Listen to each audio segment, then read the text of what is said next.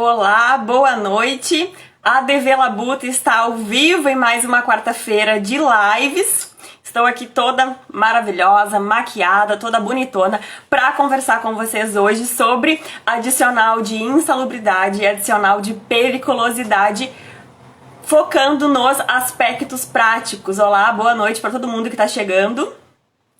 Bom, pessoal, a live de hoje, assim como a da quarta-feira passada, é um projeto aqui da DV Labuta de lives semanais, certo? Quarta-feira passada eu conversei com as advogadas Ingrid e Larissa, lá de São Paulo, e conversamos sobre a advocacia do zero, né? Se era possível começar, como é que era e tal, e trouxemos nossos casos, as nossas histórias. O meu foco aqui no ADV Labuta é sempre conversar com vocês advocacia trabalhista na prática, e hoje iniciamos mais especificamente na área de processo trabalhista, certo? Na área da advocacia trabalhista. Eu vou conversar com o engenheiro Nísio Cabral Filho, que é lá de Praia Grande, São Paulo, e vamos conversar sobre os adicionais de insalubridade e periculosidade, né? Condições periculosas e condições insalubres de trabalho, certo? Como funciona isso na prática. E bom, vamos conversar também de segurança do trabalho, uso de EPIs, certo? Como é que é a perícia técnica, qual é a função de um assistente técnico dentro de uma empresa. Isso tudo é muito importante para a advocacia trabalhista. Para quem atua na área trabalhista aí, sabe que é muito difícil passar uma semana sem bater um cliente na porta do escritório querendo pedir adicional de insalubridade ou periculosidade ali, porque ele achava que tinha direito onde ele trabalhava. E a gente, pessoal, nós como advogados trabalhistas, a gente tem que ter um mínimo de noção do que é uma condição insalubre, o que é uma condição periculosa, ainda mais depois da reforma trabalhista, né, que tem a questão dos honorários sucumbenciais, honorários periciais, isso tudo tem que cuidar. Bom, a live de hoje, assim como a live da semana passada, vai ser dividida em 3 blocos. Este primeiro bloco eu tô aqui introduzindo para vocês o assunto, eu vou conceituar basicamente o que é insalubridade e periculosidade, porque o meu foco aqui é o ensino da prática trabalhista, né, da advocacia trabalhista, e depois eu vou chamar o engenheiro Nísio para conversar comigo, e ele vai trazer aí o dia a dia dele, a rotina como engenheiro de segurança do trabalho. Tá bem? Bom, eu tenho aqui a minha colinha, lembrando que o assunto de hoje é para seletistas, né? Trabalhadores seletistas, clientes seletistas, aquele cliente lá do direito administrativo, servidor público que procura ali pedindo insalubridade, periculosidade, tem que cuidar, tem que ver qual é a lei que vai reger ali o trabalho dele, o serviço público dele, né? Se vai ser 8.112, se vai ser uma lei municipal, uma lei estadual. E aí então é diferente aqui que nós trabalhamos com a nossa maravilhosa CLT, destruída pela reforma trabalhista em 2017, mas, né, que estamos aí vivendo e pagando os boletos dela, né? E garantindo os direitos trabalhistas. Bom, pessoal, insalubridade, né? O que é uma condição insalubre, uma condição periculosa, antes de eu chamar o engenheiro Nísio para conversar comigo, né? Pra gente introduzir melhor o nosso assunto. Eu costumo explicar insalubridade e periculosidade de uma maneira assim, meio direta, assustadora, mas didática, eu acredito. A insalubridade, pessoal, vai ser aquele agente nocivo pro trabalhador que vai matar ele aos poucos, né? Exemplo, ruído, agentes biológicos, né, limpeza de banheiro, agora então com a questão do Covid, o trabalhador da área de saúde, né, enfim, agentes biológicos, agentes físicos como frio, como calor, agentes químicos, né, ali o pintor que usa o solvente, né, a pessoa que trabalha na obra, ele tem um contato com um agente químico, alguma coisa que vai ser insalubre para ele, que pode matar ele aos poucos, que pode agredir a saúde dele aos poucos, isso pode ser um agente insalubre que vai estar lá na NR número 15, a norma regulamentadora do Ministério do Trabalho. O agente periculoso, eu costumo dizer que é aquele para diferenciar, né, os adicionais de periculosidade e insalubridade, o agente periculoso vai ser aquele agente que vai matar de uma vez só, né, diferente da insalubridade. O periculoso vai ser, por exemplo, que está lá na CLT, artigos 193 a 196 da CLT e na NR 16 do Ministério do Trabalho, são aqueles agentes inflamáveis, explosivos, eletricidade. Veio também no governo Dilma quem trabalha com atividades de motocicleta, né, tipo motoboy, por exemplo, né, também é um agente, é uma condição periculosa de trabalho. E também roubos, né, violência física, por exemplo, quem trabalha com vigilância. Vejam aqui que um agente periculoso, por que ele mata de uma vez só, né, eu digo assim, porque se acontecer uma explosão, que o explosivo é um agente periculoso de trabalho, aquele trabalhador não tem escolha, né, assim, é uma vez só. Tá? Então, essa é a diferença básica, né, da condição insalubre de trabalho e da condição periculosa de trabalho, que vão ser aí adicionais diferentes. Adicional de insalubridade, pessoal, é 10, 20 e 40%, né? Em cima do salário mínimo nacional, tá? Esse cálculo é quanto é que é o salário mínimo nacional hoje? 1.100. O adicional de periculosidade é 30%. Em cima do quê? Qual é a base de cálculo? É o salário base do trabalhador. Então, se ele ganha 3 mil reais, vai ser 30% de 3 mil reais aí, que vai ser esse adicional de periculosidade, certo? Então, como a gente analisa essas questões? Quando um cliente me procura, pessoal, né? Eu, advogada trabalhista, ele me procura e fala, olha, eu trabalhava com tais condições de trabalho, eu acho aí que eu tinha que receber insalubridade e eu não recebia. Às vezes, essa pessoa, ela não tem, não, assim, o que ela me relata, e eu verifico a função dela de trabalho, não tem insalubridade, não tem periculosidade. E a gente tem que saber esclarecer isso pro cliente, por que que não tem, né?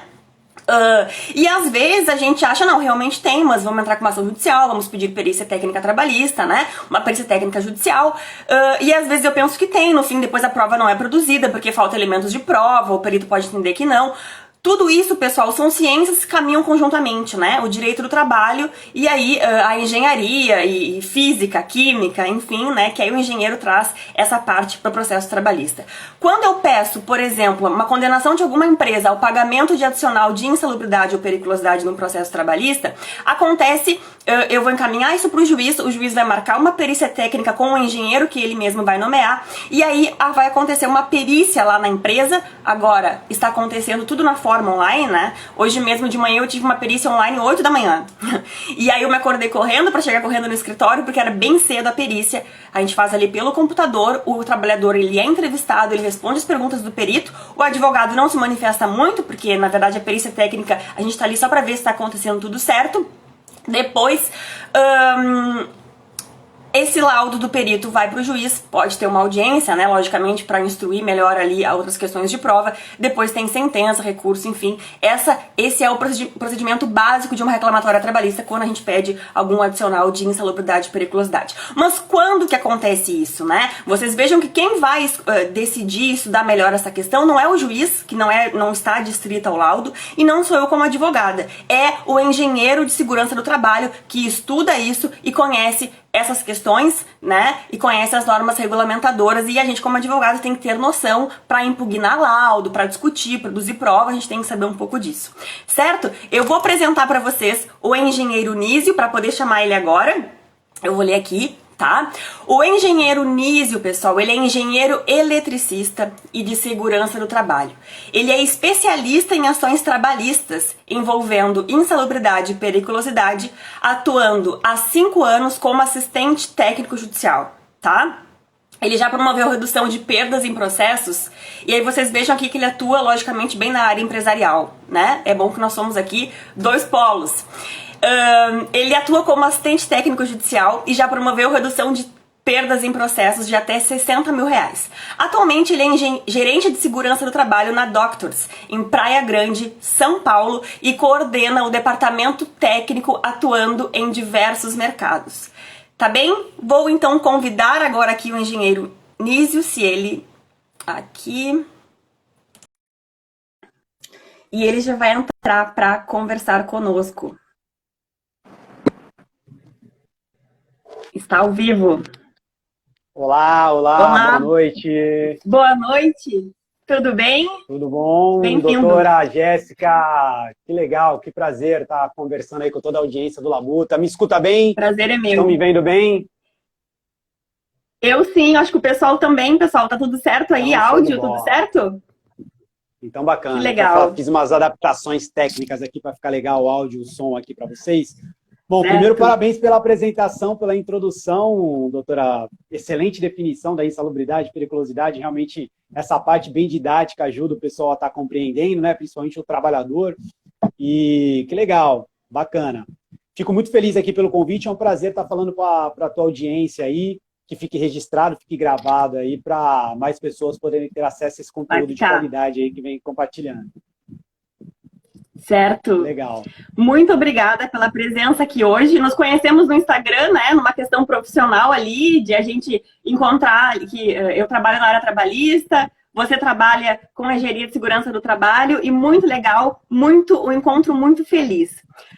Nísio, posso te chamar assim, né? Pode, claro. Certo. Então, muito obrigada mais uma vez. Boa noite a todos que estão aqui. Neste segundo bloco, pessoal, eu vou lançar alguns tópicos e o engenheiro Nísio vai conversando conosco, certo? E trazendo aí a experiência e o conhecimento dele. Nísio, eu vou pedir para tu começar explicando um pouco do teu trabalho, tá? A relação disso com o direito trabalhista, com o dia a dia do direito do trabalho, da advocacia trabalhista, do trabalhador, né? Como é que é o teu trabalho em relação a isso que a gente vai ter? Bom, bem legal, doutora, porque o que acontece, né? A segurança do trabalho, ela é uma ciência da engenharia para atuar na prevenção, né, e na saúde do trabalhador, tá? Atualmente, eu trabalho como gerente técnico numa empresa de assessoria, né? Então, hoje a gente atende aí mais de 1.000 empresas aqui na região da Baixada Santista, que é litoral aqui do estado de São Paulo, mais algumas empresas de São Paulo capital, e a gente presta toda uma assessoria da documentação de segurança, que tem que ser aquela documentação obrigatória, PPRA, PCMSO, ASIO, né?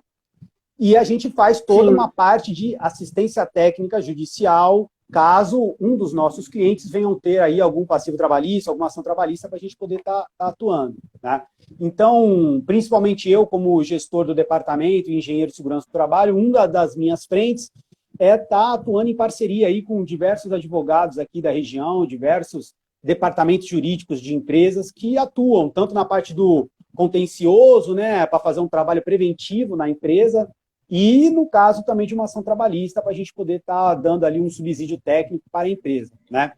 Atuamos também, isso é até deixar bem claro aí para a audiência, que o assistente técnico, pessoal, ele também pode ser contratado pelo reclamante, tá?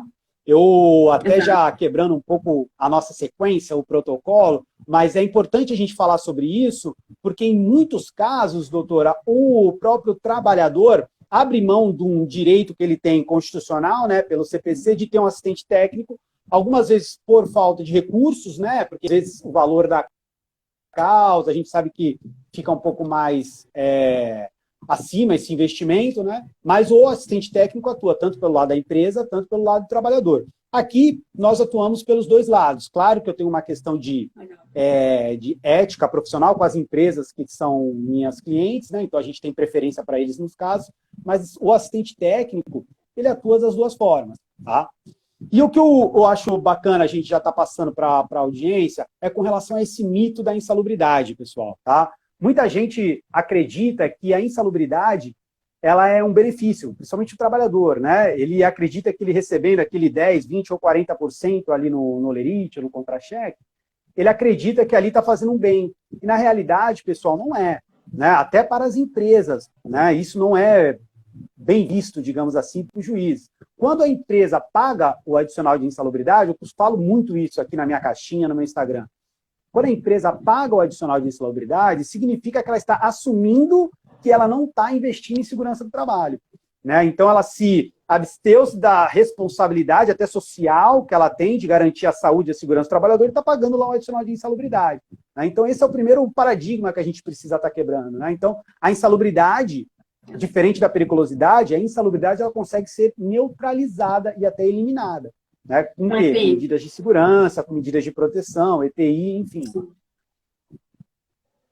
Certo. Essa questão, né, do assistente técnico, né, também para o reclamante, realmente é muito importante, né? Hoje, claro, eu já tenho uma certa prática de participar de perícia trabalhista, por exemplo, né? Mas claro que eu não sei toda a ciência ali, porque eu não estudei para isso, né? A gente acaba aprendendo ali na marra, na prática. Mas é muito importante, porque tem algumas perícias que eu participo, né? E aí começam lá uns assuntos de nomes de produtos químicos, por exemplo, e algumas coisas eu fico assim, meu Deus, né? Eu anoto para estudar depois, para saber se eu impugno o laudo ou não, como é que eu vou agir em relação àquela prova, né? Então, se eu tivesse um assistente técnico ali me acompanhando, né, acompanhando o reclamante, que na maioria das ações que eu atuo são para trabalhadores, não atuo muito no ramo empresarial, eu percebo que seria muito importante. Então, realmente, o assistente técnico é muito importante nesse sentido.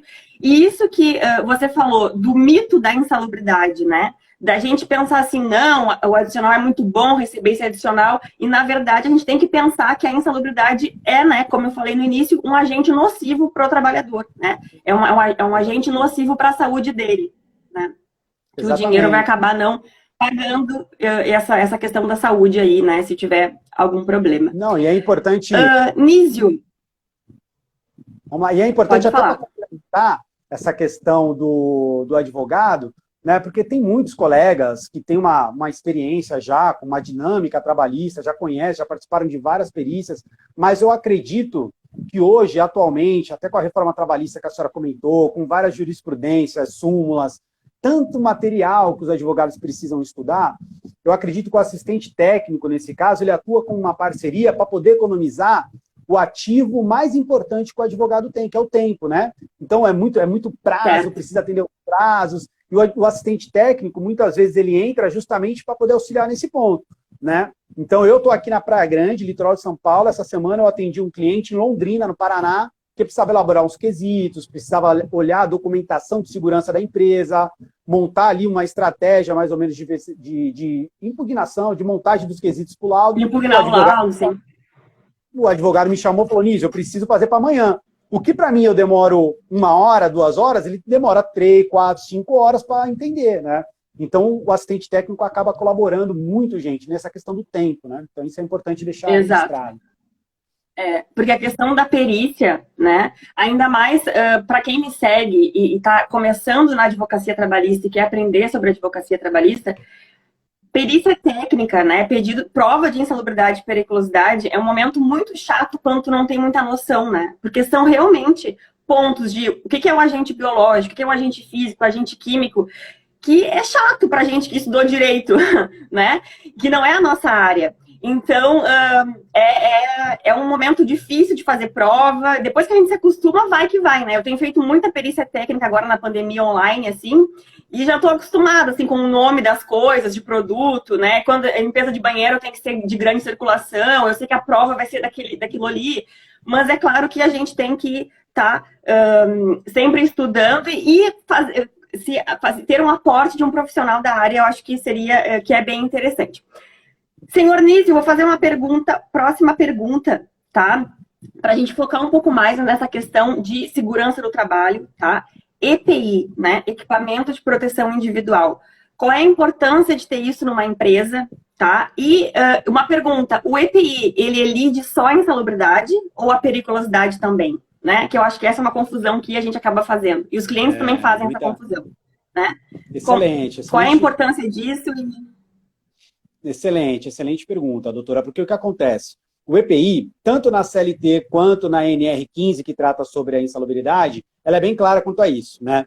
A insalubridade, ela é neutralizada com a ação do EPI, aí eu coloco uma palavrinha aqui a mais, que é o EPI eficaz, né? Então, o que é esse EPI eficaz?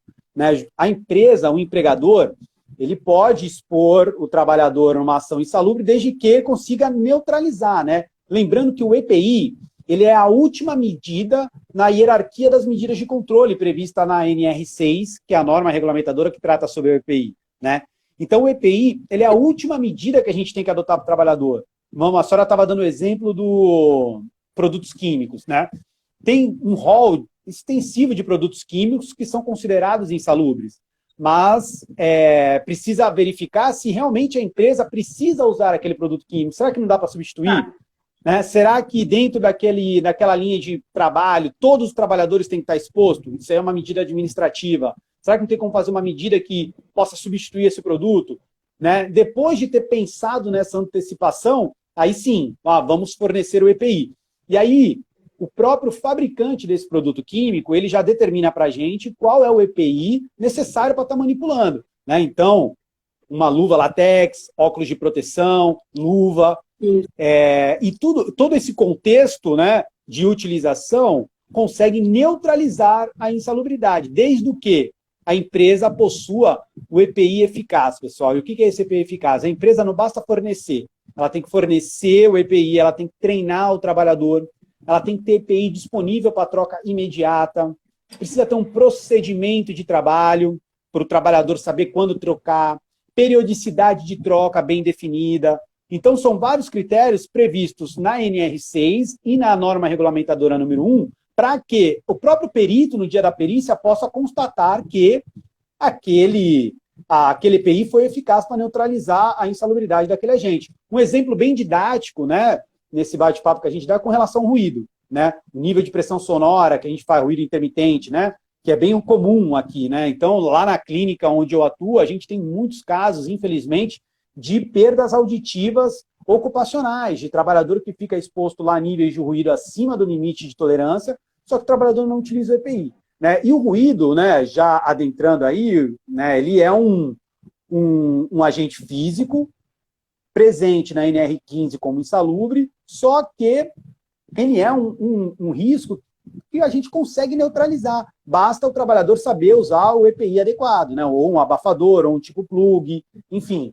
Né? Então, se a gente faz uma medição da dose diária, não vou entrar muito no tecnês, mas aquela medição deu acima do limite de tolerância, por exemplo, deu 90 decibéis, e a gente utiliza um protetor auricular que neutraliza 15, então já ficou 75, já ficou abaixo do limite de tolerância, não é insalubre. Apesar dele estar exposto a um ruído excessivo, aquele EPI é eficaz, né? Mas não basta só a empresa fornecer, ele tem que saber usar, a empresa tem que saber ter uma boa periodicidade de troca, e é para isso que todo o treinamento tem que saber usar, colocar, tirar, local para conservação. Então, são vários detalhezinhos que a segurança do trabalho, os programas de segurança do trabalho, o PPRA, PCNSO, entregam para a empresa botar em prática, para justamente conseguir neutralizar. Então, a importância é fundamental. E até indo para o lado mais prático, doutora, já teve muitos casos de ações que eu participei, dezenas, tá? De empresa que foi condenada a pagar insalubridade porque ela até fornecia o EPI, tem até empregador que forneceu, só que não tinha o registro, né? Não tinha o registro que o trabalhador recebeu. Ou quando tem o registro, não tem o número do CA, né? O CA é o certificado de aprovação do Inmetro, que caracteriza que aquele equipamento de proteção individual foi testado, aprovado e pode ser considerado como um EPI. Então, fica essa dica preciosa, né? É um documento simples, é uma conduta administrativa simples, só que muitas empresas negligenciam. E aí, quando tem lá um litígio, acaba tendo esse problema, né? Porque não tem provas. Não tem comprovação. Né? Não tem provas. Exatamente. Isso da ficha de EPI, né, do registro da entrega do EPI, né, pessoal, lembrando aqui, como o senhor Nísio falou, né, EPI é equipamento de proteção para elidir insalubridade, né, apenas a insalubridade. Por exemplo, luva, capacete, protetor auricular, o óculos de proteção, botina, tá? Isso tudo são equipamentos de proteção, são EPIs. Aqui o Ricardo, né, grande amigo, falou assim, ó, fornecer e não documentar é o cúmulo, né? Mas na verdade que isso acontece. Eu tenho muitas ações trabalhistas e aí, às vezes a empresa não fornece mesmo, né, Nísio? Às vezes a empresa não fornece. E isso, pessoal, para quem advoga na área trabalhista, tem que ter um certo cuidado. Quando a gente pede insalubridade, tá? E quando a empresa traz a documentação e ela não traz ficha de EPI, né? Para o advogado trabalhista do trabalhador, é uma área, é um momento para se referir na manifestação do laudo lá, e depois na sua manifestação, a contestação da empresa, que não tem ficha de EPI, e se tiver ficha de EPI, tem que ver ali se tem o número do certificado certinho, se era oferecido na periodicidade, né? Ali nos períodos certos, né? Que as NRs falam. Então, a ficha de EPI é muito importante. É a dica de ouro, né? Eu assessoro poucas empresas aqui em Rio Grande. Exatamente. Tanto para os dois lados, né? Para advogado da empresa e do trabalhador. Eu assessoro pequenas empresas aqui em Rio Grande, não muitas, é mais trabalho para o trabalhador, né? E eu tenho pequenas empresas que eu sempre falo assim, na questão do EPI. Cara, faz uma ficha de EPI lá, te organiza. O que tu entregar para esse trabalhador, tu faz ele assinar, anota certinho, né? Porque é um documento muito importante mesmo na questão da prova ali, para elidir, pessoal, para a empresa não precisar pagar o adicional de insalubridade, certo? Exatamente. Então, isso é bem importante mesmo a questão do EPI. Outra coisa também que tu falaste foi a questão da perda auditiva, né? Se tem um ruído muito alto, o trabalhador pode perder a audição. Isso é uma consequência ali do adicional de insalubridade do agente físico ruído, né? Se o trabalhador ele não tem a proteção, ele pode acontecer de perder uma audição, perder a audição parcialmente, né? Com o tempo ali em razão do trabalho. E aí isso é bem complicado para a empresa, né? E também, logicamente, para o trabalhador, Também o que cabe a isso, pessoal, para quem advoga na área trabalhista, é uma ação, né, de reconhecimento dessa doença do trabalho, né, desse acidente do trabalho, que foi a perda da audição decorrente aí de uma falta de uma proteção, de um cuidado da empresa, de um fornecimento de EPI, né? Então, tem todas essas consequências aí que a gente tem que cuidar. Tem outro ponto importante aqui sobre a aposentadoria especial e insalubridade, né? O que isso vai influenciar lá na aposentadoria do trabalhador no futuro? Essa é uma grande confusão. Especial. Essa é uma grande confusão que a gente tem, doutora, principalmente na área de segurança do trabalho, porque a própria legislação ela se confunde em muitos termos, né? Até muitos profissionais de segurança do trabalho acabam fazendo enquadramento errado e acabam orientando empresas erradas. Por quê? Não necessariamente o trabalhador recebe o adicional de insalubridade, ele vai fazer jus à aposentadoria especial, porque são legislações diferentes. A gente está tratando sobre a legislação trabalhista, outra legislação previdenciária. Então, são documentos diferentes. Quando a gente fala de insalubridade, a gente fala de NR15, quando a gente fala de aposentadoria especial, hoje, atualmente, é o decreto 3048 lá e N77 do INSS. Então, são atividades diferentes, né? E isso gera muita confusão, né? Eu recebo muito pedido de explicação de cliente, porque eu estou com uma ação e o pediram para retificar um PPP, o meu PPP está errado, né? Mas é justamente isso, é a falta de informação que as empresas têm com relação à confusão da norma, né? Então, qual que é a orientação até para os colegas advogados que têm aí empresas, pequenas empresas? Façam o LTCAT. O LTCAT, Laudo Técnico das Condições Ambientais, que trata única e exclusivamente da legislação previdenciária. Lá a gente faz todo o enquadramento e determina se aquela atividade faz jus ou não à aposentadoria especial. Ponto. Quero saber se o meu trabalhador faz jus à insalubridade, se eu adotei todas as medidas de controle, está ok? Faz um laudo de insalubridade. Contrata uma empresa, um assistente técnico, um engenheiro de segurança do trabalho ou um médico do trabalho, e ele vai conseguir orientar a empresa nesse sentido, porque são legislações diferentes. Se confunde por quê? Por exemplo, a gente estava falando do ruído. O ruído é um agente que dá direito ao adicional de insalubridade e dá direito à aposentadoria especial. Só que eles têm níveis de tolerância diferentes, né? Então, confunde muito a próprio trabalhador, até a própria empresas, muitos parceiros também de contabilidade que eu tenho, eles que pedem muito parte de PPP, faz a parte da contribuição, né? Então, tem essa confusão. E, para finalizar, uma confusão que eu vejo muito, doutor, é com relação ao PAI, né? O financiamento da aposentadoria especial. Muitas empresas, a senhora não sei se aí no Rio Grande deve ter essa recorrência, eu vejo muitas empresas acabam pagando o adicional de insalubridade para o trabalhador como um benefício. Pô, esse trabalhador aqui está bem, pô, vou dar 20% de insalubridade para ele. E o que acontece, né? O trabalhador trabalhou lá 5, 6 anos recebendo a insalubridade. Quando esse trabalhador for dar entrada no INSS, ele vai pedir o PPP. E ele vai ter o PPP e ele vai ter um molerite dizendo que ele recebeu insalubridade, né? E aí vai ser mais uma ação lá no INSS, porque ele vai requerer a aposentadoria especial, né? Ele fala, eu recebi insalubridade, né? E aí a empresa pode ter uma ação regressiva contra ela, porque ela pagava a insalubridade, só que não recolhia esse imposto sobre a folha.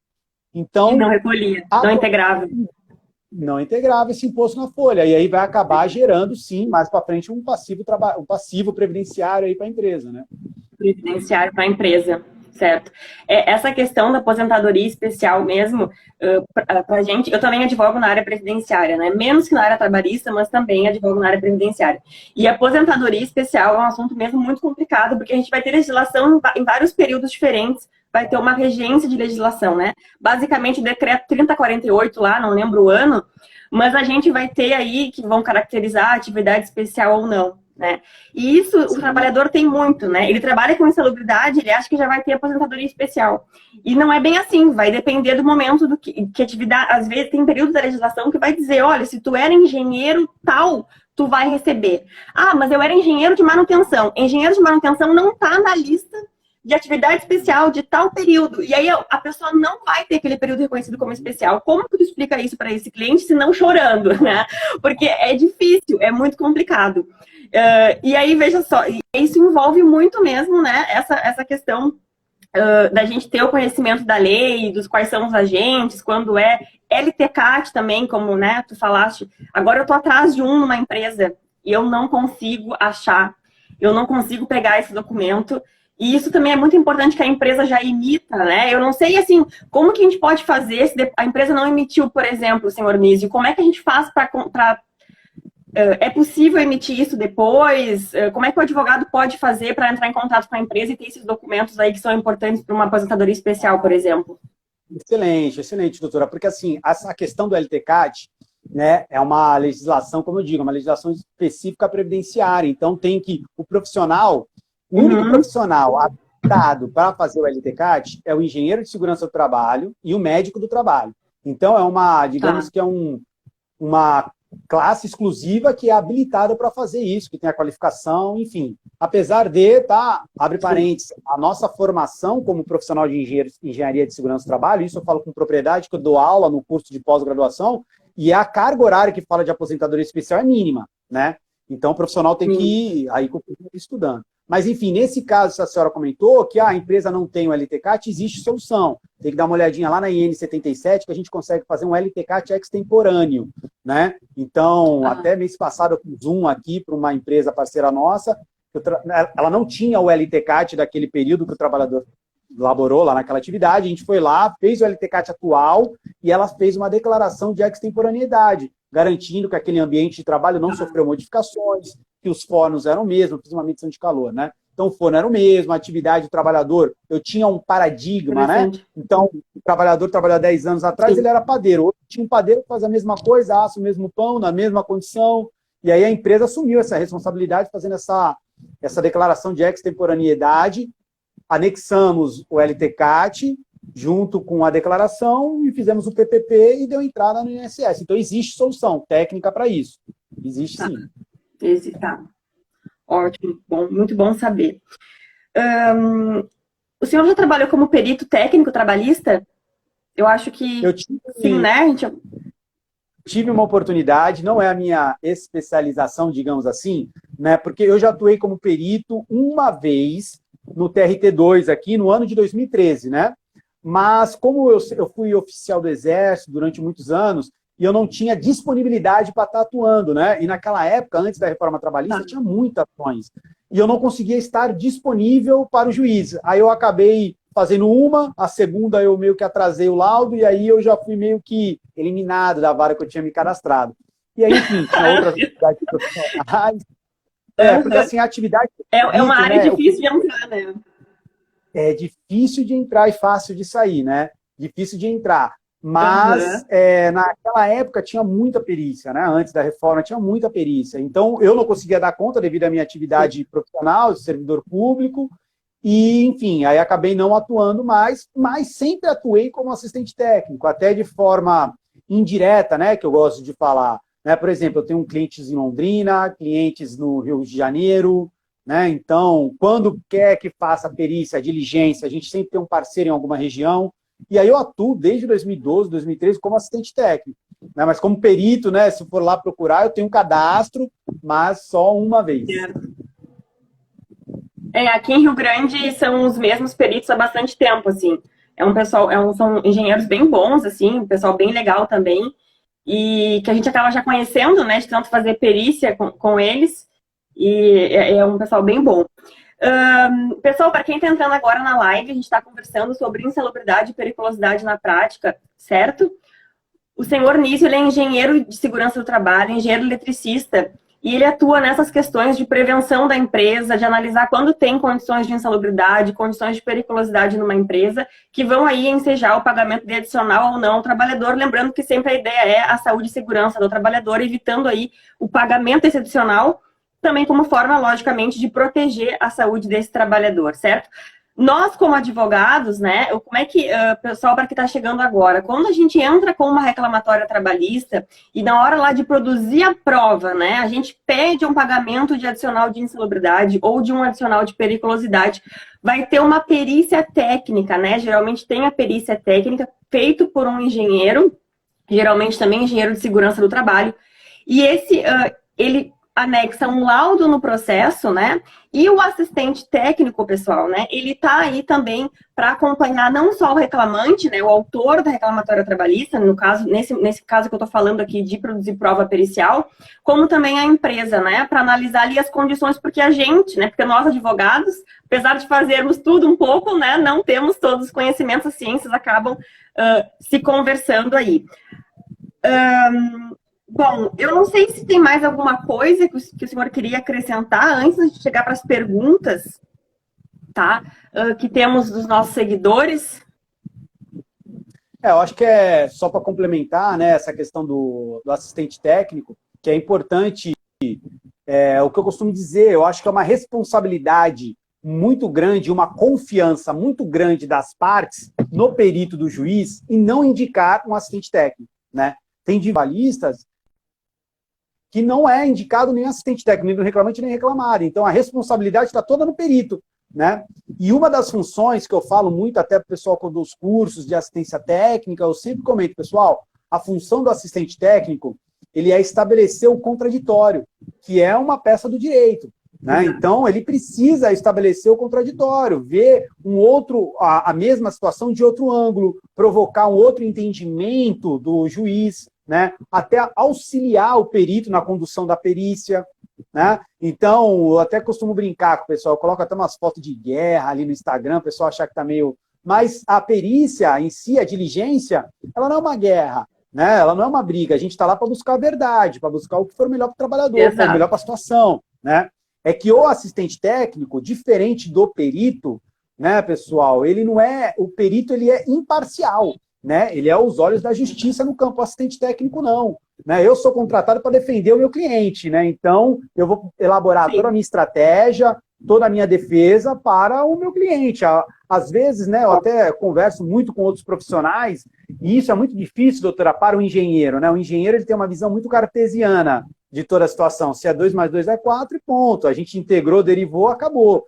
Agora, essa prática do direito é nova, muito recente para engenheiro e tal, eles não dominam. Então, às vezes, a gente vai elaborar uma defesa, e aí um outro, né, companheiro de trabalho questiona, pô, mas isso aqui você sabe que está errado. Eu falei, está errado, mas a gente, desta forma aqui, se for seguir essa linha de raciocínio, realmente não vai estar. Vai estar prejudicando o trabalhador. Então, é uma peça fundamental no processo para a gente estabelecer esse contraditório. E vamos para as perguntas, que o pessoal mandou aí. Certo. Só essa questão agora, né, que o senhor falou, na perícia, né, o perito é imparcial, ninguém tá ali para brigar e tal. Sabe que eu tenho feito umas perícias técnicas e às vezes o cliente se exalta, né? Mesmo que eu explique para ele, olha, isso daqui... O perito, ele tá aqui só para te fazer perguntas, ele não tá do lado de ninguém. A empresa vai dizer coisas que tu não vai gostar, né? Tu vai dizer que tu limpava 10 banheiros sem luva e a empresa vai dizer que não, que a dona Maria que limpava o banheiro. Esse cara não limpava banheiro nenhum. E eu dava a luva para ele até aqui, entendeu? E aí o cliente fica, que isso? Ele tá mentindo. E aí tu tem que explicar pro cliente que, olha, na perícia tu fica calmo, não briga com o perito, muito menos com o perito, por favor. Esses dias numa perícia eu falei para um cliente, eu falei assim, a gente estava online, né? Aí eu no Google Meet ali, tirei o áudio e falei para ele assim, fala direitinho com o perito. Porque ele estava falando exaltado, né? E isso realmente acontece. E o perito sabe super lidar, ele é super impassível, assim, né? E o meu cliente surtando. Então, isso faz parte realmente, né? Porque a pessoa tá ali reivindicando alguma coisa e a parte contrária tá ali participando também. Então, apesar de não ser uma audiência, ser um procedimento, uma produção de prova ali, né? Que a gente tá ali para ver se tá tudo certo, o perito tá aí para fazer o trabalho dele, verificar onde ele trabalhava, que EPI que ele usava, que funções que ele fazia, né? É entrevistar mesmo, assim, e não ficar discutindo por que ele saiu da empresa, por que ele não saiu, porque as pessoas querem falar na hora ali, né? Exatamente. Então a gente, como advogado, a gente tem que segurar. Falei, não é isso não é agora, não tem nada a ver isso agora, não é o momento de tu falar isso aí. Então a gente tem que ter esse gingado também. Isso que é excelente, a prática do advogado. Eu até converso, quando eu estou pelo reclamante e a empresa, o advogado me contrata, eu estou pelo reclamante, eu falo, doutor, deixa comigo que eu vou com ele, não precisa se exaltar. Mas eu pego vários casos, doutor, aqui, o reclamante vai sem o advogado, sem o patrono, ele vai sozinho, então ele perde a calma, às vezes não é bem orientado. ele pergunta para o perito sobre hora extra. Então, eu já dou esse toque para a galera. Apesar que eu sei, os advogados, dá uma boa orientada, conversa, explica sobre o rito, sobre o que é, mas quando chega lá na hora, realmente trabalha também. Então, é importante. Exato, é bem isso mesmo. Bem legal. Sabe que quando eu comecei a advogar, eu não acompanhava o cliente na perícia, né? Porque eu tô ali como advogada, eu não posso me manifestar, né? Eu só tô ali para acompanhar o cliente, para verificar se tá tudo certo, se não aconteceu um absurdo, né? Na perícia que eu fiz hoje mesmo, uma hora a empresa também estava acompanhada sem advogada e meio que começou a brigar com o meu cliente. E aí eu tive que falar, não, só um pouquinho, isso aí não tem nada a ver com falar agora e tal. Então a gente tá ali para que as coisas aconteçam bem, né? Exatamente. Mas eu não acompanhava o cliente antes, e o cliente fica perdido, fica nervoso. E só o fato da gente estar ali, às vezes eu fico só quietinha ali do lado do cliente, assim, olhando ele participar da perícia. E ele fica tranquilo, né? Eu já sei, olha, o que vai acontecer? O perito vai te perguntar o que tu fazia, tu fala com todos os detalhes, todos os detalhes. Se tu acha que tem alguma coisa, será que isso é importante eu falar que eu fazia lá? Tu fala, tá? Tu vai falar tudo que tu fazia lá.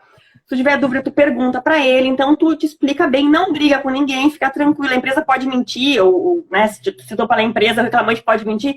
Fica calmo, fica quieto pra não ficar deselegante. Mas é isso, é importante, super dica mesmo, é importante que o advogado acompanhe o cliente, seja empresa ou trabalhador, na perícia técnica que vai produzir a prova ali da insalubridade ou periculosidade, né? Eu acho que é importante a pessoa ficar calma e ter um procedimento mais tranquilo.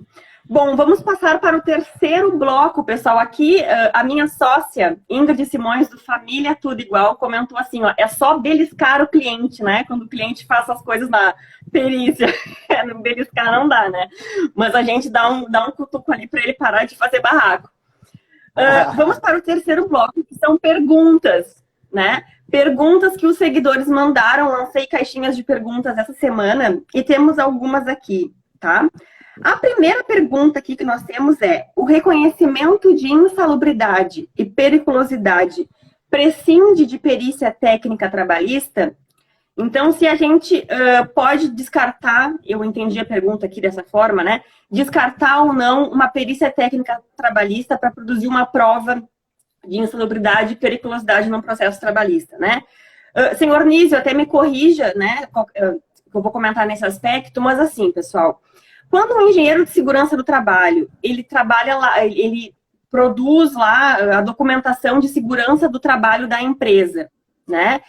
E aí, por exemplo, ele considera ali que, de acordo com os EPIs, de acordo com a situação de trabalho, não tinha adicional de insalubridade, tá? Tu tem um laudo já da empresa, digamos assim, né? Tens um laudo próprio que a empresa produziu dizendo das condições de trabalho dela.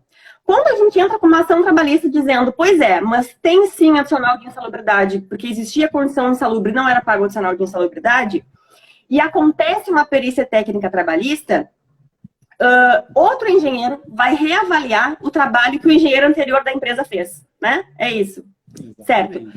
Pessoal, se eu preciso da perícia técnica trabalhista, não é imprescindível que aconteça a perícia técnica, essa prova no processo trabalhista, certo? Eu posso utilizar uma prova emprestada, posso usar um laudo de outro processo.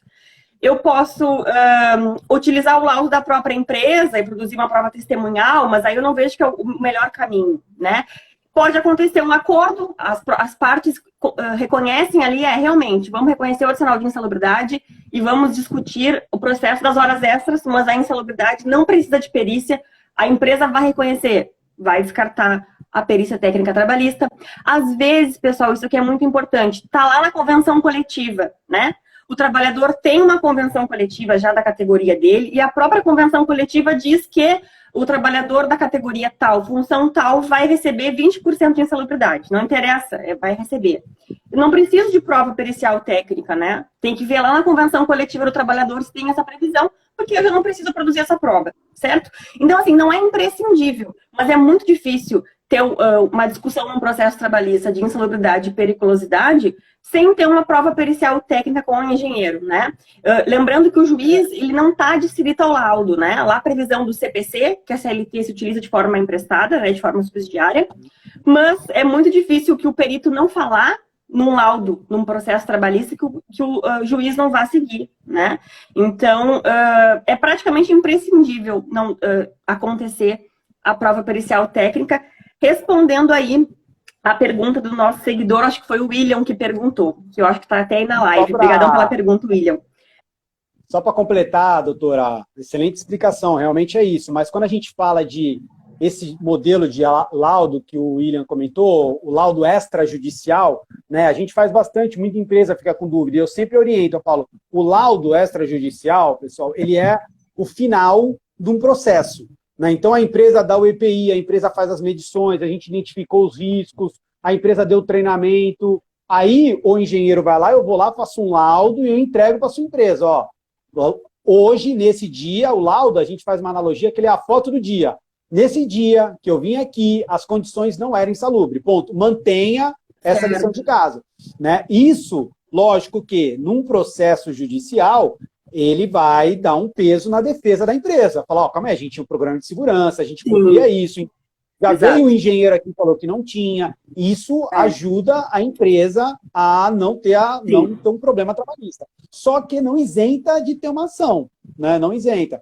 E alguns casos, doutora, tem juiz que nem nomeia perito. O cara já pega lá, olha lá a inicial e já determina. Isso aqui é insalubridade, não vou nem querer a prova pericial, né? Então, tem esses casos também. Depende da situação. Depende da situação. A gente teve uma pergunta aqui, minha aluna, Mari. A Mari perguntou quem paga o assistente técnico numa perícia trabalhista pergunta. Judicial, Excelente por exemplo. Pergunta. Excelente pergunta mesmo, Mari.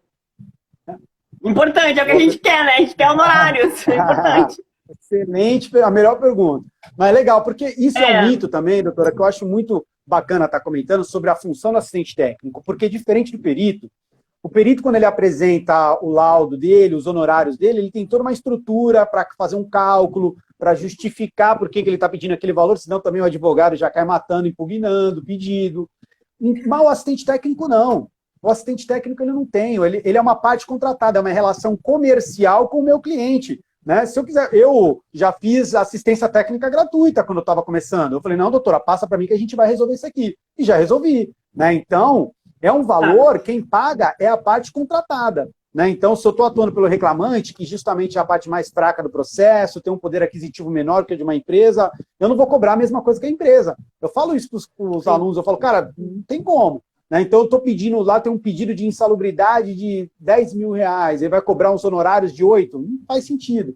Né? E o assistente técnico, por ser uma relação comercial, ele que determina o valor da hora técnica dele, do serviço dele, se vai precisar atuar de forma direta, de indireta, se vai ter deslocamento. Né? Mas quem paga o assistente técnico é quem está contratando. E faça um orçamento para o assistente técnico, sempre peça um orçamento. Inclusive, é exatamente isso. Quem paga é quem contratou, né, pessoal? Ali no processo trabalhista, a questão de honorários do perito, né, vai ser quem vai pagar vai ser quem foi sucumbente no objeto da perícia, né? Mas o assistente técnico, não. Quem vai pagar é quem contratou, né? Porque é uma faculdade que tu tens em contratar ou não, apesar de ser muito essencial e muito importante, é uma faculdade. Então, quem vai pagar não é quem é sucumbente no objeto da perícia, é quem contratou. Eu, reclamante, né? Eu, advogado do reclamante, quero que o reclamante contrate um assistente técnico para me acompanhar na perícia, para me ajudar nessa questão da prova. Quem vai pagar é o reclamante, né? É o meu cliente. Não é a parte contrária, que seria a empresa. Tem mais uma pergunta aqui, tem mais algumas, na verdade, mas peraí. Aqui, ó. O Wagner perguntou o seguinte: fornecer o EPI, mas não cobrar o uso, pode prejudicar a defesa da empresa em um passivo trabalhista? Ótima pergunta também. Pode sim, sem dúvida. Por quê? Na NR6, a norma regulamentadora número 6, que trata sobre EPI, é de responsabilidade do empregador, da empresa, fornecer e cobrar o uso. Né? Então não é só... Tem muita empresa que eu pego e falo, eu já entreguei o EPI e fiz a minha parte. Eu falei, negativo. Você tem que entregar, dar o treinamento e cobrar que ele use. Né? Inclusive, utilizando os meios de dispositivos legais administrativos. Advertência oral, advertência por escrita, uma suspensão. Exato. Né? Então, precisa documentar isso. Mas o trabalhador lá, o Joãozinho, ele não está utilizando o EPI. Então, advertência nele. João, é para usar o EPI, assina aqui que tu não usou. E vai lá para a pasta do trabalhador. Se ele entrar com uma ação trabalhista, a empresa fazia o seu trabalho. Tinha placa de sinalização, ele tem treinamento, Perfeito. Ele tinha ficha, tinha todo o EPI, tal. Ó, inclusive, ele recebeu... Como é que o juiz vai falar que a empresa não estava cumprindo a responsabilidade dela? Então, é importantíssimo, sim. E Que não tem tá dispositivo... fiscalizando, né? Exatamente. E pode combinar, até porque pode combinar numa justa causa, né? Porque é um poder disciplinar do empregador, né? Advertir pelo não uso de EPIs e tal, porque é dever do empregador cobrar que o trabalhador use e dever do trabalhador que ele use, né? Mas como é dever do empregador essa cobrança, essa fiscalização, ele tem poder disciplinar sim, se o trabalhador não está usando EPI, de fazer advertência, 1, 2, 3, e fazendo advertência, podendo culminar depois numa suspensão e depois numa justa causa, né? Aí numa forma gradativa de não estar respeitando esse procedimento. Né? Várias condenações de justa causa por o não uso do EPI. Já tem várias empresas que foram absolvidas que o trabalhador foi demitido por justa causa por não usar o EPI. Então já é uma... Então é importante ter esse registro, né? É importante... E é a obrigação da empresa também fornecer o treinamento, né? Como tu falaste, né? Porque às vezes ali, sei lá, tem alguma coisa que vai utilizar ali de proteção, mas o trabalhador não sabe usar. Né? Aí também não adianta, tem que ter esse treinamento e essas certificado e comprovante de tudo isso, né? Vamos ver aqui, Ricardo Cardoso fez a seguinte pergunta: gostaria de saber como é medido o risco biológico dentro de hospitais. Exemplo, vigia, limpeza, administrativos do hospital. Importante pergunta, tem alguns casos assim. Boa pergunta. Bom, eu vou comentar o caso meu. Manda bala. Tá. Vou comentar primeiro, né? Essa questão de hospital. Não sei como estão nas NRs, tá, senhor Nísio? Não sei mesmo. Mas quando eu peço, por exemplo, eu tenho algumas ações assim, de recepcionistas de hospitais, né? A pessoa trabalha na recepção do hospital e ela vai receber adicional de insalubridade, tá? Por contato com agentes biológicos. Mas a pessoa era só recepcionista, né? Mas aí eu me baseio na questão da jurisprudência, que vai entender que a pessoa que trabalha em ambiente hospitalar vai receber o adicional de insalubridade. Apesar de acontecer a perícia igual, a perícia técnica nesses meus processos, eles têm acontecido, né? E tem deferido o adicional de insalubridade mesmo pro recepcionista lá, tá? Mas eu confesso que eu não sei como é que tá na NR, como é que vocês trabalham com isso, assim, essa questão da medição desses agentes biológicos no ambiente hospitalar, por exemplo. Boa pergunta, né? Porque a gente agora começa a entrar nos bem específicos, né? Nos bens polêmicos. Por quê? O agente biológico, pessoal, ele não é um agente quantitativo, né? Diferente do ruído, da vibração, de alguns agentes químicos, o agente biológico a gente não consegue ir lá com um aparelho e medir. A partir de X é insalubre, né? Então, o agente biológico ele se dá por uma avaliação qualitativa, né? E existe no anexo 14 da NR15 as atividades que são consideradas insalubres. Ponto. Nessa atividade de hospital, vigia, limpeza, recepcionista, a gente tem muitas ações de pessoal de recepção de hospital, clínica odontológica. Por quê? Porque a nossa norma que trata sobre a insalubridade ela é muito antiga, gente. Muito antiga. E ela fala o seguinte, que vai fazer jus à insalubridade o trabalhador que tiver contato permanente com pacientes e doenças possivelmente infecto-contagiosas. Sim, né? Salvo o melhor juízo, é isso aí que deve estar escrito na norma. Então, quais são as duas palavras-chave? Contato e permanente. E doenças infecto-contagiosas. Então, alguns peritos já vai daquela... pressupõe que o paciente foi no hospital porque ele está doente. E quem é a primeira pessoa que ele vê? A recepção. Então, ela tem contato e permanente. Só que aí entra na definição, porque a norma não definiu o que é contato e a norma não definiu o que é permanente. Né? Então, a recepcionista, ela não toca, ela não tem contato, ela não examina, né, o paciente. Ela faz uma ficha, troca lá um papel, enfim. Então, deixa a polêmica aqui, porque é uma avaliação qualitativa. Aí o que eu digo, se eu sou o assistente técnico da reclamada, eu tenho uma linha de defesa, uma estratégia para se defender. Se eu sou do reclamante, a gente já tem uma outra ação. Exato. Mas, realmente, é uma parte vaga na norma, né? E aí já tem as jurisprudências para ir ajudando a gente. Eu não sei se tem alguma súmula que fale sobre isso, mas, realmente, é um fato que determina de casos para casos. Eu tenho um cliente específico que contratou a gente para fazer um trabalho de medidas administrativas. Então, a gente tem uma recepcionista que ela faz toda uma triagem. Então, ela faz um questionário com o cliente, tudo mais, e ela faz uma triagem. Então, esse aqui pode estar doente, esse aqui não está. Então, ela recebe e as outras não recebem, porque tem uma outra equipe que não está exposta, né? Então, tudo existe medida de engenharia e medida administrativa. Mas o risco biológico é isso aí. Tem que ter contato e um contato permanente com, no caso hospital, pessoas possivelmente infectadas. Essa questão do agente biológico, né, realmente vai de caso a caso, muitas vezes, né, apesar da gente ter a NR aí que vai dizer essa questão do contato. Eu tive alguns processos contra a funerária. Peraí que o meu WhatsApp aqui, meus amigos estão adorando a minha live. Muito obrigada, pessoal. Muito obrigada mesmo por esse retorno. A gente faz live e pensa, vai ter 3 pessoas na live, mas tá bombando, que nem semana passada. Que bom mesmo. Bom, e esse pessoal que trabalhava na funerária, né, tinha contato com corpos e tal, né, logicamente ali, porque eram agentes funerários. E aí teve uma das perícias técnicas que teve uma discussão, que era o seguinte, que até eu que levantei, né? Porque eu vi que a perícia não estava muito boa para mim ali, eu pensei, não, tem que ter alguma coisa. E aí eu perguntei o seguinte, eu falei pro perito, né? Eu quero que o senhor pergunte se havia triagem dos corpos que viam para a funerária, né? Esse corpo tem ali alguma doença, tinha alguma doença que podia ser transmissível, que podia ficar no corpo depois, enfim, né? E aí a discussão realmente foi essa, se tinha triagem ou se não tinha. E depois, inclusive, reconheceu a insalubridade em grau máximo por contato com esses agentes biológicos, mas na audiência eu tive que produzir prova no sentido da triagem, que os corpos que iam para lá não tinham triagem nenhuma do hospital, podia ter, sei lá, hepatite, HIV, ou alguma outra doença, agora na questão do Covid também, né? Então, que nem na época não entrava isso, mas essa questão do agente biológico realmente é uma questão de... O que eu tenho sempre certeza que a pessoa vai levar, assim, se ela limpava banheiro de grande circulação, né? E aí, a questão da prova, que é quantas pessoas frequentavam esse banheiro, quantos sanitários tinham, né? Porque não é um banheiro que uma pessoa usava, né? Também tem tudo isso que tem que ser de grande circulação. Inclusive, a perícia que eu fiz hoje foi disso, né? Então, de agente biológico, realmente, é qualitativo. E aí vai de caso também... a caso, apesar da gente ter aí uma...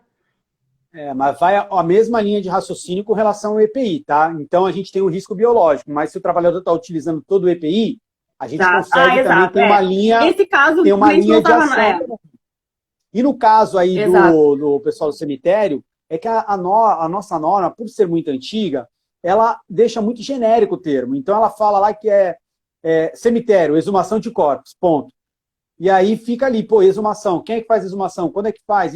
Então, aí abre um parâmetro. Então, daí a importância, doutora, tanto de um advogado estar atento no dia da perícia e do assistente técnico, porque muitas das vezes o assistente técnico parceiro, né, de peritos, mesmo profissionais, eles convertem, chegam no mesmo entendimento e, às vezes, eu, como assistente técnico, nem faço parecer, porque na própria diligência, eu já conversei com o perito, a gente teve o mesmo entendimento, falei, doutor, eu não vou produzir um parecer técnico, o entendimento vai ser que é insalubre? Ele falou, sim, doutor, vai ser, então eu não produzo e causa, deu certo.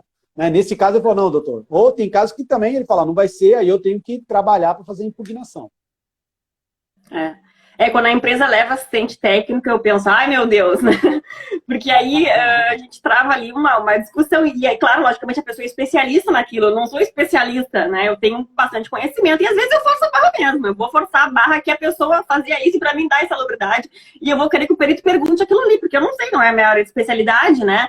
Então eu tô ali pra fazer tudo que dá. Então, às vezes, tem coisa que eu penso, poxa, não sei, será que isso influencia? Eu vou perguntar igual. Também a função do advogado isso, né? Apesar dele não poder falar muito na perícia, às vezes a gente tem que falar. Bom, olha só, o pessoal está participando bastante aqui. Doutora Larissa é de São Paulo também, é de Santos, perto aí da onde o senhor mora. Ela perguntou o seguinte, se o trabalhador percebe que não tem os materiais necessários, onde pode denunciar e não se queimar na empresa? É Ministério do Trabalho, né? Acredito. No RH, não sei. É o Ministério do Trabalho. Mas, assim, o ideal é se o trabalhador, ele, de acordo com a NR6, também é a responsabilidade dele ter o EPI, usar o EPI. Então, é importante sempre a gente causar o bom entendimento, né? Eu Sim. vejo muito, como eu visito muita empresa, vou em muitos locais, eu questiono. O próprio trabalhador, o cara tem a luva no almoxarifado e o trabalhador não pede para trocar a luva. Né? Então, lógico que a gente tem casos e casos. Mas, pô, nesse caso, faz a denúncia, né? O trabalhador conversa com o encarregado, conversa com o superior, pô, preciso de luva, né? Tenta primeiro resolver no diálogo. Né? Porque às vezes o Ministério, hoje a gente tem, né, o antigo Ministério do Trabalho, hoje a Inspetoria do Trabalho, nós temos poucos fiscais do trabalho no Brasil, não tem para cobrir tudo, né? A gente tem, enfim, obras aí que tem várias situações, a gente não tem fiscalização, infelizmente. Então a gente precisa partir do bom senso, né? Antes de já ir para a denúncia. Exato, Mas acontece muito de, principalmente pequena empresa, o senhor sabe que assim, ó, acontece muito de não ter mesmo, sabe? Tipo, não tem luva, não tem, as coisas não existem, né? Ah, não, tinha no armarinho que ficava em tal lugar, mas o armarinho ficava fechado e quem ficava com a chave do armarinho era o fulano, que tinha jornada 12 por 36, aí o cara não tava ali com a chave do armário. Então isso acontece, né? Então acho que tem que ter aí, principalmente de pequenas empresas que acabam se desligando disso, né? Daí a importância de ter um especialista nessa área, né? Porque às vezes pequenas empresas não têm obrigação de ter ali, enfim, sempre aquela assessoria, enfim. E por isso que é importante, né? Para evitar mesmo passivo trabalhista e tal, e essas questões. Temos outra pergunta aqui. Nossa, que maravilha. A Casey foi minha aluna também, Casey Borba, perguntou o seguinte, essa pergunta é bem recorrente. Nesse contexto da pandemia, é obrigação do empregador fornecer máscara aos funcionários de laboratórios que fazem exame de Covid e trabalhadores de área de Covid em hospitais? Máscara. É que a máscara ali não é EPI, né? Aquela máscara, a gente usa máscara normalzinha, assim, agora da pandemia, não é EPI, né? Você não... Não, vamos lá. Se for para o profissional da área de saúde, tá? Principalmente o pessoal que está na linha de frente, está combatendo, como eles estão no ambiente hospitalar, o EPI deles é específico para essa atividade. Então, eles têm que ter a máscara lá em N95, tem que ter todo o avental de segurança. Que é o EPI mesmo, né? Que é um EPI mesmo, ponto. E assim, o EPI é obrigação da empresa fornecer. Se ele é um trabalhador da área de saúde, está lá, a empresa tem que ter, né? Máscara, a gente até teve problema com o fornecimento de máscara no começo, enfim. Né? Agora, empresas que não são do segmento hospitalar, por exemplo, a gente trabalha num escritório de contabilidade, né? É de bom tom, né? É de bom tom, porque a máscara que a gente usa de tecido, TNT, que a Anvisa aprovou para a gente poder usar e tudo mais, ela não é um EPI, né? Ela não tem CA para ser considerada um EPI. Recomenda-se que a empresa forneça, é de bom tom, né? Cobre o uso, tem lá um procedimento. Até o ENIT, né, a Escola Nacional de Inspeção do Trabalho, forneceu vários material para as empresas estarem divulgando para os trabalhadores. Algumas empresas foram autuadas para fazer o plano de contingência do Covid. Então, para ser bem objetivo nisso, tem algum decreto que obrigue a empresa a fornecer? Não tem nenhuma lei. Né? É de bom tom, né? A gente fala que é de bom tom, até o próprio trabalhador, né, para garantir a sua saúde. Para uma questão também aqui de proteção da empresa, né? Digamos assim, tá, Casey? Não vai ter nenhuma questão específica do Covid que a empresa é obrigada a fornecer ali aquela máscara de TNT, né? Como o senhor Nísio falou, que não tem certificado, enfim, para a questão de controle de EPI não se configura. Porém, digamos o seguinte, que esse trabalhador contrai Covid, né? Onde ele contraiu o Covid é uma prova que a gente nunca vai saber. Ele pode ter contraído no churrasco da família dele, não sei, né? Pode ser em qualquer lugar. Só que se presume que ele pegou o Covid durante... É uma presunção que a gente tem, um entendimento, né, também do STF, que o Covid foi pego no ambiente de trabalho. Como é que a gente desmancha essa presunção que a pessoa se acidentou no trabalho pegando Covid? A empresa vai ser obrigada a informar que adotou todos os meios adequados. A pessoa tinha distanciamento, tinha álcool gel, tinha escala de trabalho para não ter aglomeração, que fornecia máscara. Aí entra também essa questão da máscara aí na proteção da empresa de desconfigurar essa presunção de Covid como acidente de trabalho, né? E também pode demonstrar que aí, entrando em outra questão, que o trabalhador botava foto no Instagram, no churrasco com uma galera, que foi para Ferrugem no carnaval e estava com um monte de gente. Isso pode acontecer e também isso tudo é prova para o processo trabalhista para desconfigurar o acidente de trabalho do Covid, né? Mas então é isso, não existe uma obrigatoriedade, né, como o senhor Nísio falou, da empresa fornecer aquela máscara de TNT agora na época do Covid, não existe. Porém, por questão de proteção empresarial, né, e logicamente também desse trabalhador, é obrigação da empresa sim fornecer essa máscara para evitar qualquer discussão depois de acidente de trabalho e tal, mostrar que adotou todas as medidas, né? Então eu sempre oriento, olha, o melhor é fornecer para esse trabalhador várias máscaras para ele trocar, é a melhor coisa, né? Álcool gel também. Bom, outra pergunta aqui do Wellington. Proteção coletiva coloca acrílico para as recepcionistas, né? Também é uma proteção. Ontem eu fui num local e tinha, assim, né? Importante. Assim, é uma evidência, né? Uma barreira, é uma evidência, uma proteção, uma barreira, uma proteção física que ela não está tendo contato com esse paciente. Então, no caso, se o perito for fazer a perícia e ver que a recepção é uma recepção blindada, que ela fala com microfone, ela não tem contato permanente. Verdade. Então, são algumas situações à parte aí que tem para ter. Uma boa observação do Wellington. Boa observação.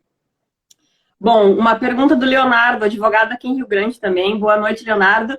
Ele perguntou o seguinte: banheiro. Se for de uso dos próprios colaboradores e existir um rodízio para que nenhuma faça a limpeza todos os dias, isso foi discussão da minha perícia hoje. Uma vez por semana para cada um, com EPI, vai ter necessidade de pagamento ou não? Eu faria a prova aí, Leonardo, no seguinte. Tá, tem rodízio. Quantos colaboradores que usavam esses sanitários? Quantos sanitários são, né? Eu acho que, para mim, mesmo havendo rodízio, como sendo qualitativo agente biológico, dependendo do número de colaboradores, do número de sanitários, para mim haveria a insalubridade em grau máximo. Eu não sei, é essa tese que eu defenderia, né? E vamos ver o que vai dar. E produzir prova disso. O que o senhor tem para me dizer disso, Nísio? É uma situação que precisa ter mais subsídios para a gente chegar numa decisão, né? Primeiro, geralmente, quando é um vestiário do próprio trabalhador, tem um rodízio ali entre 3, 4, 5 trabalhadores que estão fazendo lá um trabalho, vamos supor que são 5. Um lava o banheiro uma vez na semana, tu vai lavar uma vez na semana, né? Se for 10 trabalhadores, enfim, então tem que ser toda uma análise, um contexto, né? Via de regra, eu não caracterizo essa atividade. Vamos supor que o trabalhador, a função dele na empresa seja uma função administrativa, uma secretária, que vai lavar o banheiro dela junto com uma outra auxiliar administrativa. Né? A atividade laboral dela não é essa, ela está fazendo uma higienização, não é nem uma lavagem, né? Faz uma higienização, passa um pano, passa um produto de limpeza, né? Acaba não sendo uma grande circulação, não é um ambiente público, diferente de um shopping, de um metrô. É uma atribuição, assim, que acaba fazendo parte da função de manter o ambiente de trabalho limpo, né? Exato, né? Exato. Mas assim, o que é bacana, até para as empresas que tem nesse caso, é criar um procedimentozinho de trabalho, dar o EPI, deixar tudo documentadinho, direitinho. Se tiver algum problema, vai ter toda uma evidência que a empresa tomou as providências cabíveis para não gerar nenhum tipo de problema mais para frente. Mas basicamente aí para nós advogados, o que a gente vai realmente focar é na questão do número de pessoas que circulavam nesses banheiros, né, Leonardo? E o número de vezes na semana enfim, o que eu focaria era na questão da circulação mesmo, do número de sanitários, que, como o senhor Nísio falou, né, entregar EPI e tal, eu sempre pergunto em audiência trabalhista de produzir prova de limpeza de banheiro tá, usava a luva, mas até que altura que era a luva? Porque às vezes luva assim entra, né? Entra, tá limpando o vaso e entrou coisa na luva, né? Tem entendimento de jurisprudência já disso, então... o advogado trabalhista não dá colher, né, senhor Nísio? Mas é isso mesmo, vai de caso a caso, né? A gente tem que analisar bem a situação e ter um bom senso também, né? A pessoa é secretária, limpava um banheiro que 2 pessoas usavam, não, né? É muito difícil que eu vá pedir insalubridade nesse sentido aí. Mas assim, é bem legal É bem legal, doutor, essa interação e essa pergunta do pessoal, porque realmente é o que a gente recebe rotineiramente, né? E exato. Eu me coloco, eu tenho uma empatia pelos advogados, que eles recebem muitas vezes os trabalhadores com algumas dúvidas, e mas eu fazia isso, eu fazia aquilo, e calma aí, eu recebo no rebote, né? Falar, pô, Nísio, mas é assim, quando eu converso com o trabalhador, eu já consigo falar, esse produto químico aqui, por mais que ele seja corrosivo, que ele tenha uma alcalina, ele não é insalubre. A norma não prevê que ele seja insalubre. Sim, O exato. EPI garanta a sua saúde e tudo mais, né? Com certeza. Mas eu entrava dentro do lado onde tinha um tanque de combustível, mas, pô, quantas vezes tu entrou? Eu entrava uma vez no mês. Pô, cara, não é habitual. Aí a gente conversa com mais... tu entrou falso fortuito, tu entrou uma vez. Não é assim, né? A norma tem tudo. Então a gente consegue estabelecer critérios técnicos e parâmetros que acaba conduzindo uma situação. Né? Eu recebi uma dúvida de uma advogada parceira lá de Tubarão, em Santa Catarina, que ela fez toda a entrevista com o cliente dela, aí ela me ligou no WhatsApp, a gente ficou mais uma hora ela fazendo entrevista comigo. Ela, não, mas ele trabalhava fazendo roçadeira, ele abastecia, ele fazia isso. Aí a gente desenhou todo o cenário, e aí eu expliquei para ela, ó, se Vênus estiver alinhado com Marte, é periculosidade. Aí, enfim, a gente desenhou lá um mapa astral da situação, mas deu certo. Né? Realmente ela falou, vou pedir a perícia. Ela se sentiu confiante, né? Depois da explicação técnica. E aí ela pediu a perícia e deu certo. Né? Legal. Até para não entrar com ações temerárias, né? O advogado trabalhista tem que ter esse cuidado também. Sabe uma coisa que acontece muito, muito, mas muito mesmo, que o cliente me fala que ele acha que tem direito à periculosidade ou insalubridade, é espaço confinado ou trabalho em altura. Boa pergunta. Não enseja, né? Não enseja nenhum adicional. Espaço confinado ou trabalho em altura. Não, então, assim, não tem... porque a NR não prevê. Apesar de ser duas atividades muito perigosas, né? Imagina o trabalhador fazendo a limpeza da fachada de um prédio a 30 metros de altura. É perigoso. Porém, essa atividade não está prevista na NR16 como perigosa. Não está prevista. A empresa tem que dar o EPI, a empresa tem que dar treinamento, a empresa tem que fazer as proteções coletivas, tem que fazer os exames obrigatórios, mas não tem adicional de periculosidade. A não ser que, aí a gente entra nas exceções. Vamos supor que ele trabalha, né, fazendo um trabalho em altura, mas ele manipula um equipamento que o ruído é alto. Aí ele pode ter insalubridade. Sim, ou faz uma pintura lá, né, dependendo. Ou ele trabalha em altura com choque elétrico, né, fazendo uma manutenção numa rede elétrica e tudo mais. Aí envolve a periculosidade por causa da parte elétrica, mas não por causa do trabalho em altura e nem por causa do espaço confinado. A gente tem que ter uma noção, assim, né? Porque tem também cliente que eu limpava a chapa. Tá, limpava a chapa com que produto? Detergente. Né? Não vai ser, mas eu não usava luva, era direto. O produto detergente ali, só o Limpol, por exemplo, não vai ensejar insalubridade, né? E o cliente, lógico, ele não sabe, ele não tem toda essa informação. E aí a gente, advogado, tem que cuidar para não passar vergonha, né? E para não ajuizar uma ação temerária que o cliente vai ter certamente aí numa questão de honorários, né? Se não tiver gratuidade e tal. Então, isso tem que cuidar mesmo e ter boas noções. Por isso que a gente tem que compartilhar esse conhecimento com pessoas especialistas nisso, né? E eu não vou até ele contratar agora para os meus laudos, né? Para os meus processos. Pessoal, quem advoga na área trabalhista, né? O Instagram do senhor Nísio é Nísio, underline ou ponto? Agora eu não me lembro. Nísio.Cabral Filho. Nísio com Z, Nísio.Cabral Filho, pessoal. Quem quiser contratar assistente técnico aí para os seus processos trabalhistas, tá? Vocês já viram aí que é show de bola. Bom, deixa eu ver se eu tenho mais alguma pergunta aqui, que eu acho que acabamos trabalhando com todas. Só respondendo a Casey aqui, ó, ela fez de novo, mas a máscara N95 é obrigatório. Sim, mas aí a N95 realmente é um EPI, né? Aí tu vai ter que entregar a ficha de EPI com certificados, períodos certinhos, aí sim tem a obrigatoriedade, né? O que a gente não falou que não é obrigatório é a questão que não tem essa obrigatoriedade, mas logicamente que é muito de bom tom e de responsabilidade que a empresa forneça, mas aquela máscara de eu trabalho de caixa de supermercado. No Covid eu tenho que usar, logicamente, que eu tenho que usar minha máscara de TNT ou minha máscara de tecido, enfim.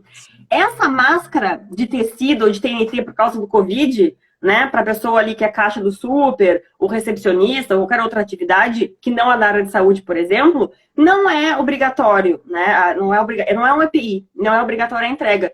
Mas essa da N95, assim, a máscara N95 é um EPI, e aí vai ter a obrigatoriedade da entrega se for assim para aquela função, né? Exatamente.